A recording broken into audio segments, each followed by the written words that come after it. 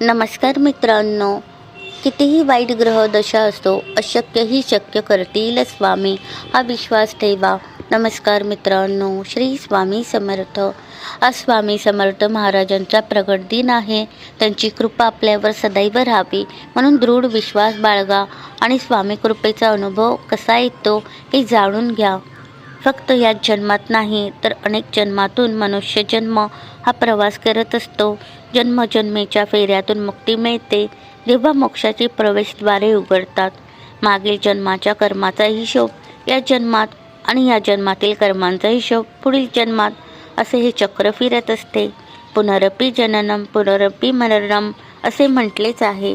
खरं तर मोक्षाला जाण्यासाठीच जन्म असतो, परंतु मनुष्य धर्म अर्थकाम या पुरुषार्थात अडकतो आणि मोक्ष दुरावतो. परमेश्वर प्राप्ती हे जीवनाचे उद्दिष्ट असूनही मोक्षाकडे जाण्यास विलंब होतो. मागील जन्मातील कर्म या जन्मात आणि मागील पानावरून पुढे चालू ग्रह या कर्माचे फळ देण्यास बांधील आहेत. थोडक्यात ग्रह कर्म फळ देण्यासाठीचे माध्यम आहेत. जसे कर्म तसे फळ, म्हणून ग्रहांना कधीही दोष देण्यात अर्थ नाही, कारण ते आपल्याच कर्माचे फळ देत असतात. पत्रिकेतील षष्ठ भाव पहा. षष्ठ भाव नोकरीचा असतो. नोकरी मिळाली की खिशात पैसा खुळखुळायला लागतो आणि पैशांमुळेच माणसांचा अहम फुलतो. पैसा आला की मग काय हवे ते करा आणि उधळा लक्ष्मी. जीवनशैली बदलते.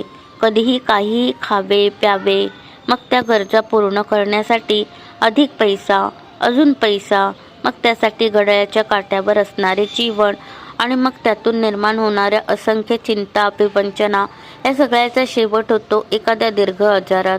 या सगळ्याचे मूळ बदललेली जीवनशैली आणि विचारसरणी आहे, तर समाधान मानणे सध्या कठीण झालेले आहे. म्हणूनच स्वामी समर्थांचे मौलिक विचार आपल्या आचरणात आणावेत. स्वामी समर्थ म्हणतात की आहे त्या परिस्थितीत समाधान मानणे आवश्यक आहे, तेव्हाच आपले जीवन सुखमय होते. श्री स्वामी समर्थ. जय जय स्वामी समर्थ. धन्यवाद.